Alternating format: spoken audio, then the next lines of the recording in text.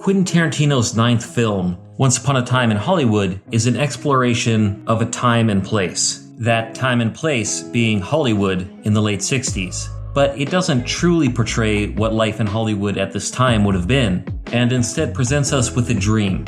Was Tarantino's dream of Hollywood truly compelling and engaging as cinema? And did it really accomplish the goals that it set out to accomplish? That was the best acting I've ever seen in my whole life. Like you. In this video, I'm going to examine those questions and more, give my thoughts and opinions on Once Upon a Time in Hollywood, what it did well, what it didn't, but more importantly, what the point of the film was, and did it accomplish its own goals. And just a warning, there will be some spoilers past the 5-minute mark of this video. First, I'll get a very simplistic review out of the way. I did enjoy it. I felt it was perhaps longer than it needed to be, but there were some great moments in it and some moments that really had a unique vibe. That being said, I don't think it's Tarantino's best film, and I think it had problems with its overall story and structure. It seemed to struggle to have a focused direction throughout. But I believe I know where Tarantino was going with it. Since his earliest films, Tarantino has employed a kind of montage style of writing and directing, borrowing ideas and creating homages to earlier films that he's been obsessed with for years. It's an montage style, if you will. I just coined that term. And this style has served him very well. No matter how you feel about Tarantino, the inescapable fact is his films have had a massive impact and influence on movies and filmmaking in general. Tarantino has made more than a few great and now iconic films, and it seems the initial inspiration for each of these was in part inspired by past films, usually within one particular genre that has held a special place in Tarantino's film-obsessed mind. For example, Reservoir Dogs and Pulp Fiction are homages to 60s and 70s crime or caper films, with Elmore Leonard's crime novels thrown in for good measure. Jackie Brown is an homage to 70s blaxploitation films. Kill Bill is an homage to Japanese chanbara and Hong Kong kung fu flicks. Inglourious Bastards is an homage to 60s and 70s action films set during World War II. Django Unchained and The Hateful Eight are homages to spaghetti westerns and westerns in general. With each of his films, Tarantino set out to make a partial homage to a particular film genre or subgenre, while also weaving in his own unique writing style and directing style, his Tarantinoisms, and ultimately creating a film that is not only an homage, but also a fresh, engaging experience in its own right. Like and unlike Tarantino's earlier films, Once Upon a Time in Hollywood is an homage to films of the late 60s, mainly action films, westerns, and B-movies, the type of thing that Rick Dalton would have starred in. But more so than that, it's an homage to a time and place. That being Hollywood during this dramatic transition period. From the early 60s into the early 70s, Hollywood was transitioning out of the golden age and into the new Hollywood and post-classical cinema of the 70s and 80s. The studio system at the time was floundering, and executives and producers were beginning to realize they didn't understand the young generation anymore. Eventually, studios had to let in some new blood, and this resulted in a lot of new filmmakers, new voices, and great films being made throughout the 70s and 80s. Most famously, filmmakers like the movie brats, Spielberg, Scorsese, Coppola, De Palma, Lucas. That's where Hollywood went eventually, but the movie star in decline Rick Dalton, played by Leonardo DiCaprio, and his stuntman Cliff Booth, played by Brad Pitt, represent players in the old Hollywood system, who are struggling to make it through this transition period. To my right is Bounty Law series lead and Jake Cahill himself, Rick Dalton. And to my left is Rick's stunt double, Cliff Booth. Despite their personal crisis, Rick Dalton and Cliff Booth live pretty blessed lives in a beautiful area, populated by the glamorous and the rich. But like Mario Puzo says, behind every great fortune, there is a great crime. The story of Rick Dalton and Cliff Booth runs alongside the developing story of the Manson family murders. The choice of using the Manson murders as a theme in Once Upon a Time in Hollywood was probably made by Tarantino because it also represents a transition period in Hollywood.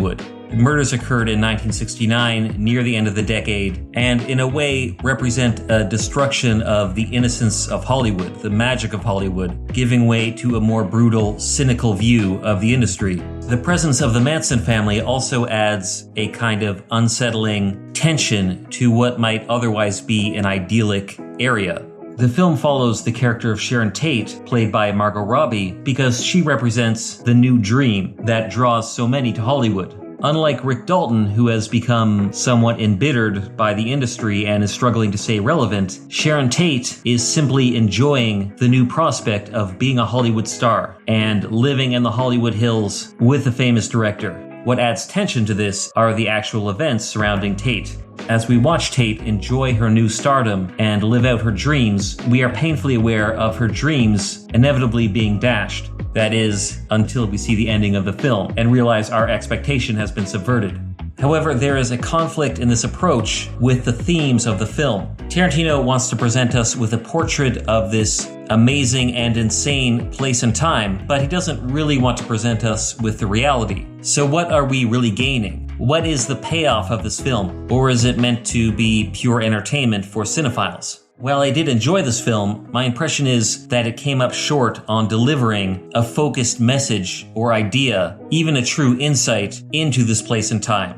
My suspicion is that Tarantino may have indulged too much into his own dream, his own mythology, without completely translating it to an outside audience. The Coen brothers' 2016 film, Hail Caesar, had a very similar theme as Once Upon a Time in Hollywood. Both are insights into Hollywood during a specific era, Hail Caesar in the early 50s and Once Upon a Time in Hollywood in the late 60s, and both used a somewhat over-the-top, goofy tone at times. However, Hail Caesar provided me with much more of an insight into Hollywood. The protagonist of Hail Caesar, Eddie Mannix, had a much more incremental, natural character arc than Rick Dalton. Rather than simply deciding to get sober and talking to himself in the mirror during one scene and then suddenly changing, Eddie Mannix had a believable arc with an appropriate ending to the story.